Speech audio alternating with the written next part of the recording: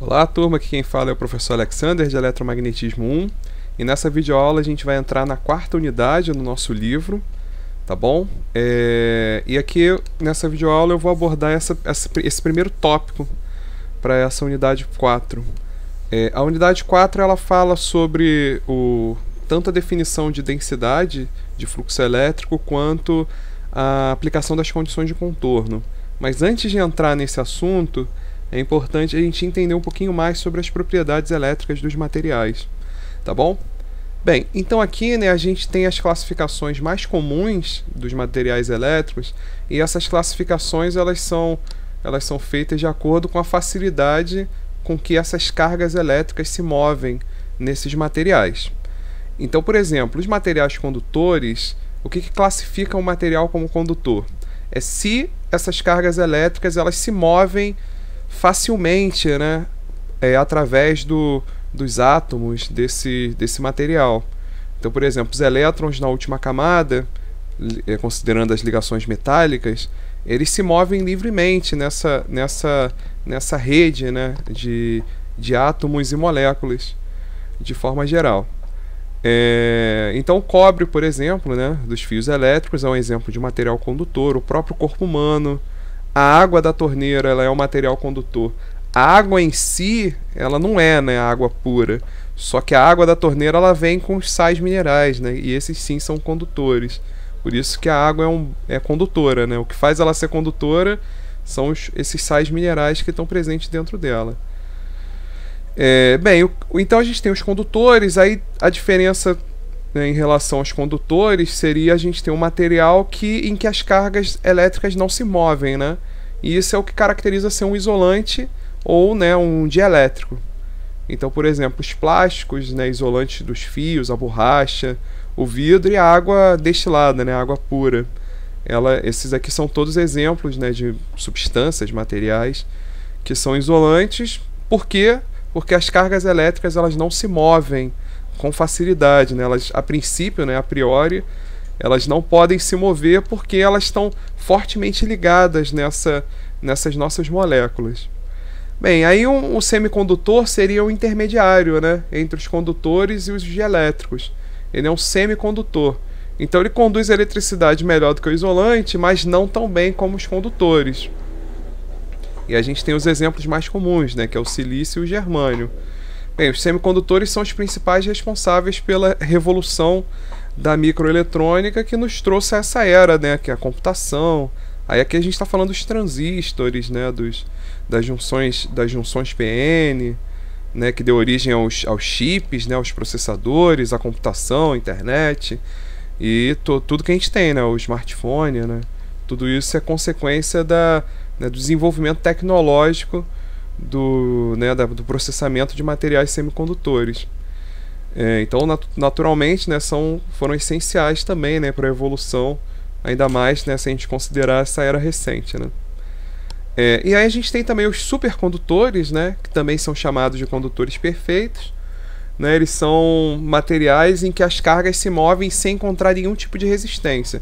Então, até mesmo nos materiais condutores, ainda que as cargas estejam livres, né, elas se movam com facilidade, elas ainda podem encontrar uma resistência devido, né, ao próprio choque, né, entre esses elétrons com os núcleos dos átomos, ou entre eles mesmo, né. Então, aí, em 1911, né, o físico holandês Ohms ele conseguiu, né, ele descobriu que a resistência elétrica do mercúrio ela caía para zero quando ele era resfriado abaixo do 4 Kelvin de temperatura. Então isso aí foi conhecido como supercondutividade. E aí permitiu que as cargas circulassem, né, em um supercondutor sem perder energia na forma de calor, devido ao atrito, né. Quando a gente fala de parâmetros, né, constitutivos, ou seja, parâmetros que determinam as características primordiais desses materiais elétricos, os dois mais conhecidos é a condutividade e a permissividade.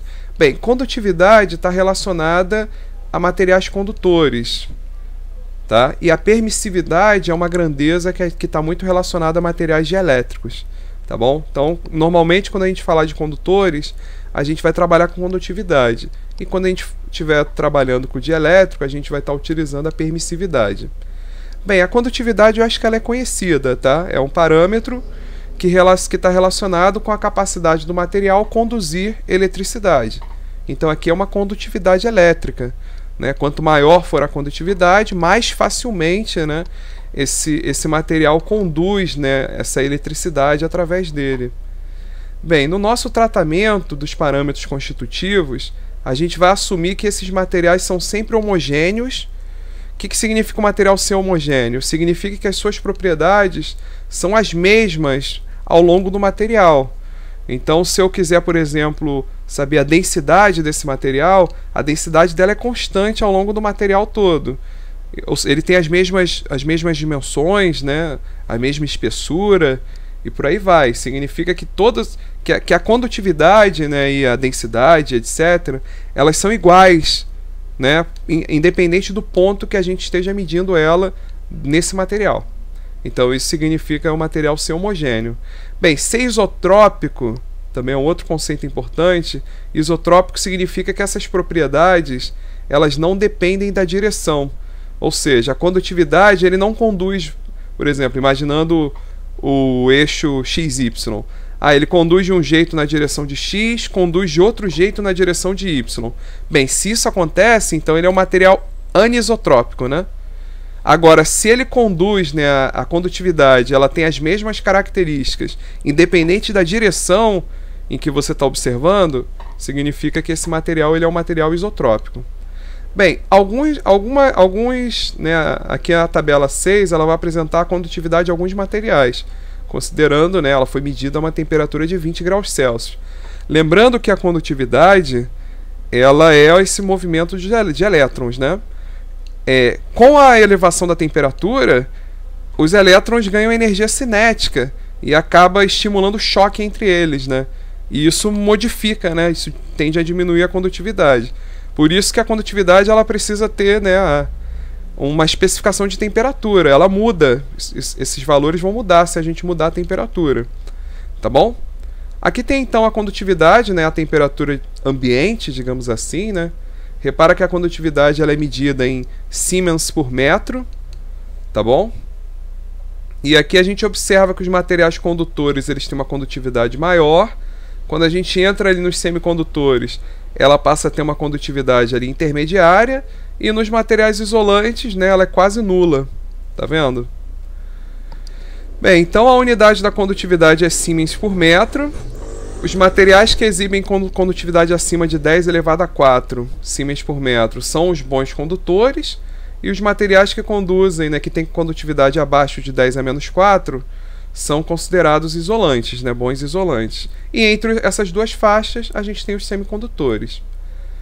Bem, a maior parte dos condutores, se a gente for observar, a maior parte deles são metais, né, que possuem, né, uma abundância de elétrons disponíveis para condução. Então esses elétrons eles podem ficar pulando, né, de átomo em átomo. Por isso que o metal ele tem essa condutividade elevada. Bem, a condutividade ela é uma grandeza que depende tanto da densidade de carga elétrica quanto do espalhamento desses elétrons. E o espalhamento é justamente esse fenômeno que depende do choque desses elétrons na medida que eles vão passeando, né, pela rede cristalina do metal. A rede cristalina é uma forma que a gente tem de enxergar microscopicamente essa ligação entre os átomos. Então esses átomos eles se organizam para formar esse metal numa forma de rede, ou seja, uma estrutura periódica, bem definida. E esses elétrons ficam passeando entre esses átomos. Bem, aí como eu falei, com o aumento da temperatura, a condutividade ela vai decrescendo nos metais. Por quê? Porque vai ter uma maior vibração na rede cristalina, elevando a ocorrência do espalhamento, e aí você tem mais perda de energia. Ou seja, né, ele tem mais dificuldade de se movimentar porque ele tende a encontrar mais resistência se chocando com os outros elétrons que ganharam mais energia pelo fato de você ter aumentado a temperatura. Bem, o condutor perfeito, né, que a gente também definiu como supercondutor, possui condutividade infinita. né? Então, ser condutor perfeito significa que ele não encontra nenhum tipo de resistência e, por conta disso, a condutividade dele é infinita. Bem, até a década de 80, apenas um número limitado de metais podia superconduzir a temperaturas muito baixas, né, em torno de 10 Kelvin. E aí, mais recentemente, né, foi feita uma descoberta, né, que determinadas estruturas com camadas cerâmicas, como óxido de ítrio, bário, cobre, poderiam superconduzir a temperaturas mais elevadas. Ainda assim, né, os supercondutores até hoje são limitados a níveis de intensidade de campos elétricos, né, bem baixos, né, e são operáveis normalmente a temperaturas bem abaixo da temperatura ambiente. Bem, um bom isolante, né, em um bom isolante, esses elétrons eles estão fortemente ligados aos átomos e por isso eles não estão disponíveis para condução. Só que aqui tem um detalhe: na presença de um campo elétrico muito intenso, ou seja, né, o campo elétrico, vamos supor que esse campo elétrico seja positivo. Bem, se esse campo elétrico é positivo, a tendência é que ele afaste o núcleo, que também é positivo, e atraia os elétrons que são negativos. Só que esses elétrons estão presos ao núcleo, né? Ou seja, o núcleo está segurando eles, não está deixando eles se desprenderem, né?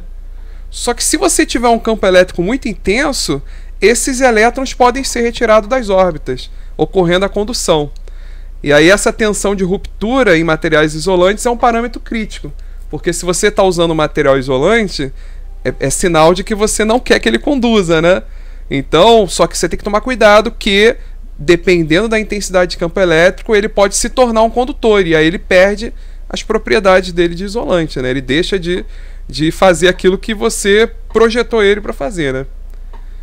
Bem, nos semicondutores, esses elétrons eles estão fracamente ligados aos átomos, e se a gente adicionar uma energia térmica, eles se tornam disponíveis para condução. Bem, quando o elétron é puxado do seu átomo, ele deixa para trás um lugar vago, que em semicondutores a gente chama isso de lacuna. E aí a gente pensa na lacuna, né, que seria o espaço que agora não tem mais o elétron, como sendo uma carga positiva móvel. Ou seja, à medida que os elétrons estão saindo da órbita, eles estão deixando uma lacuna para trás. Então o movimento de elétrons a gente pode enxergar também como se fosse um movimento de lacunas. À medida que os elétrons se movem, eles vão formando lacunas que também vão se movendo. Bem, no caso do silício puro, né, a temperatura ambiente, o número de portadores de carga móvel, né, os elétrons e lacunas, é modesto. E aí a condutividade é da ordem de 10 a menos 4. Então o que a gente faz? Então, com o aumento da temperatura, o número de portadores de carga aumenta, aumentando a condutividade, mesmo com o aumento das vibrações da rede cristalina. Ou seja, normalmente, como a gente viu lá no caso dos metais, quando a gente aumenta a temperatura, a gente tem uma perda de condutividade por conta disso, por causa do espalhamento. Aqui também ocorre essa perda, só que o número de portadores de carga que ficam disponíveis, né, por causa dessa formação de elétron-lacuna, né, ela cresce muito mais, no ritmo muito maior do que o da vibração. Então, né, o benefício da temperatura para a condutividade supera a perda devido à vibração da rede cristalina.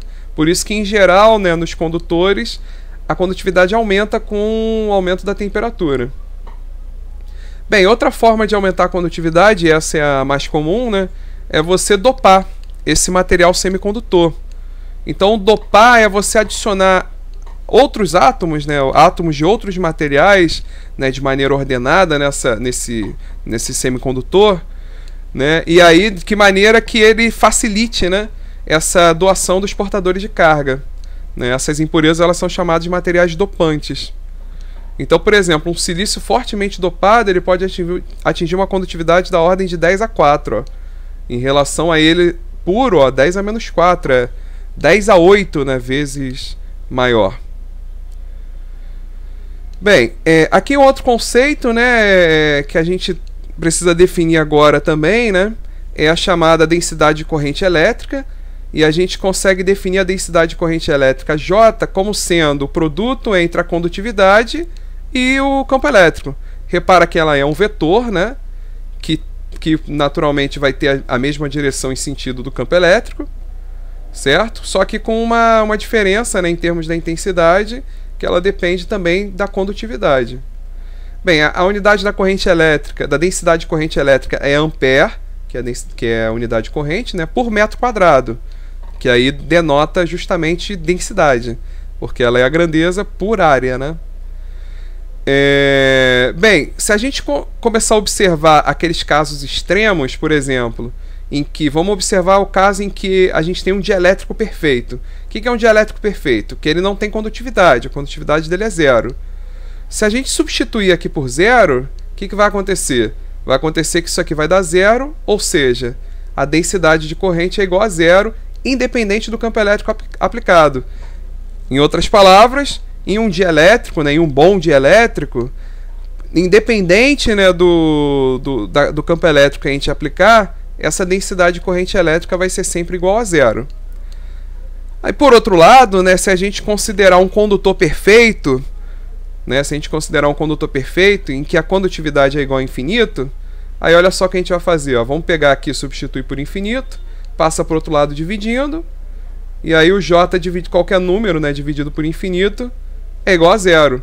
Significa que o campo elétrico é igual a zero, independente da densidade de corrente elétrica. No caso de a gente estar num condutor perfeito.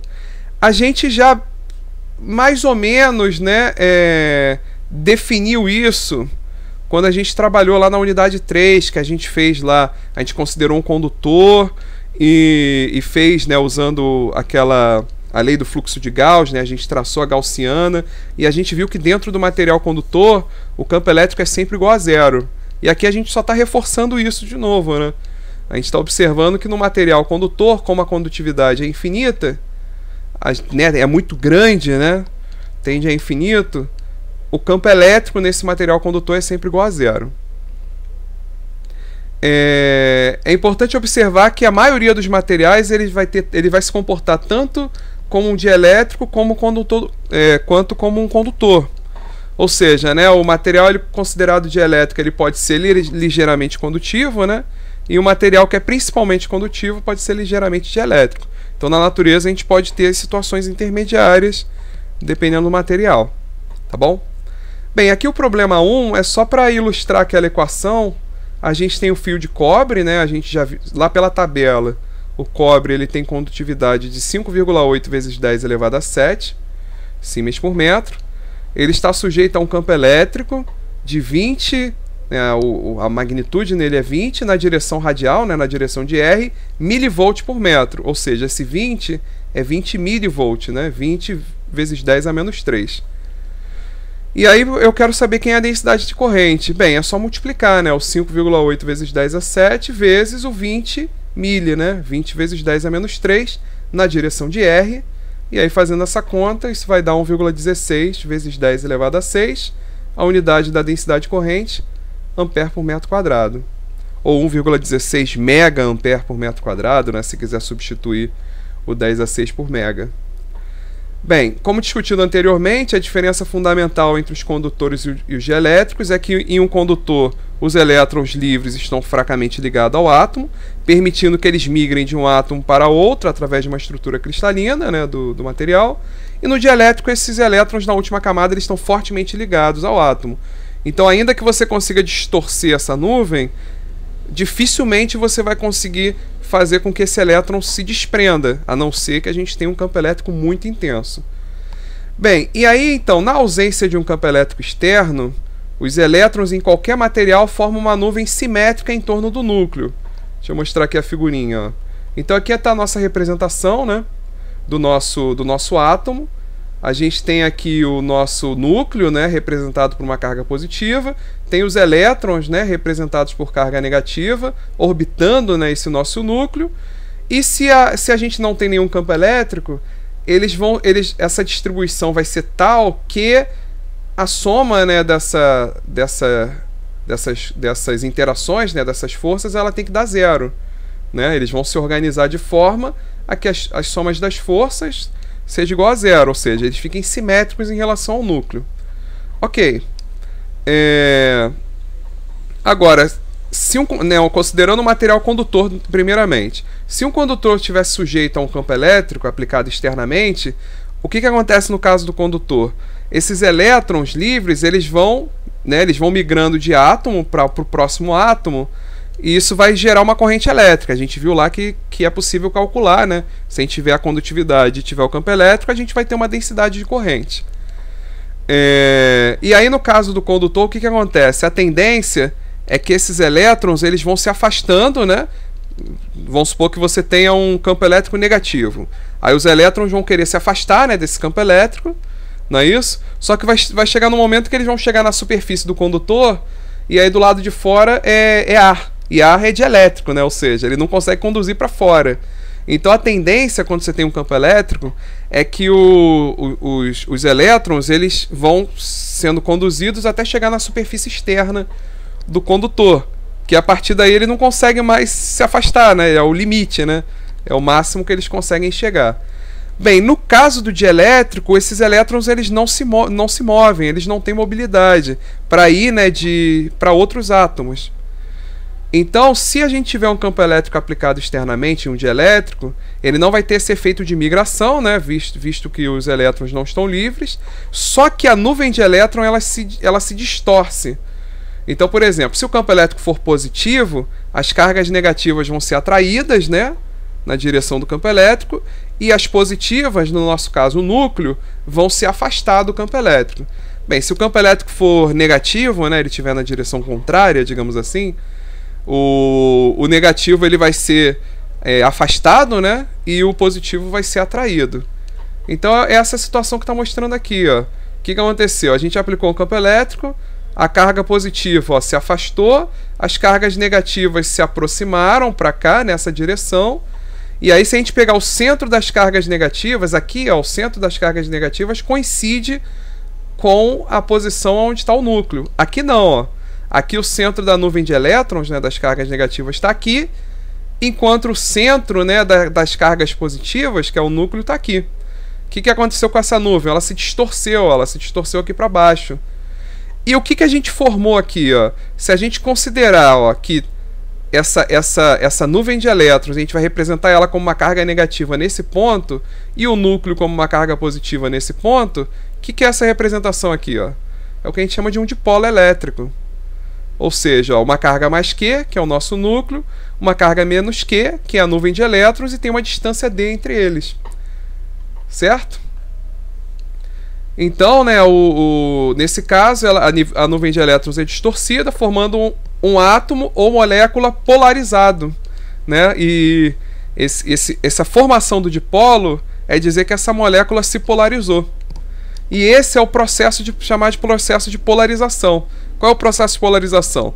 Na presença de um campo elétrico externo, o dielétrico, né, os átomos do dielétrico se polarizam, ou seja, eles formam dipolos. Como a gente está vendo aqui, né, ele se distorce, se polariza, né, ou seja, forma dipolos. Bem, esse campo elétrico induzido... e tem um detalhe aqui, né, ora, se formou um dipolo... A gente não aprendeu lá na unidade anterior a calcular o campo elétrico gerado pelo dipolo? Ou seja, essa nossa nuvem de elétron, né, esse nosso material polarizado, ele vai passar também a produzir um campo elétrico, porque ele formou um dipolo, então ele vai produzir um campo elétrico. E esse é chamado de um campo elétrico induzido, que é o campo elétrico de polarização. Ele é mais fraco, né, naturalmente, do que o campo elétrico externo, só que ele é oposto a esse campo elétrico externo. Então, se a gente for medir o campo elétrico num ponto aqui, a gente vai falar, ué, era para eu achar esse valor aqui. Por que eu estou achando um valor menor?